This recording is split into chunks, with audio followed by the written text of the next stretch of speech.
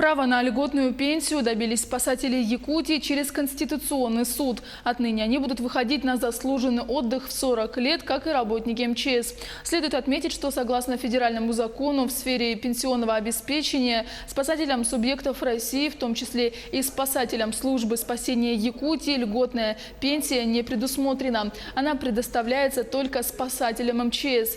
Между тем, федеральный закон не обязывает, но дает право органам государственной власти субъектов самим назначать спасателям льготное пенсионное обеспечение. Власти Якутии этим правом не пользовались 9 лет с момента основания службы спасения республики.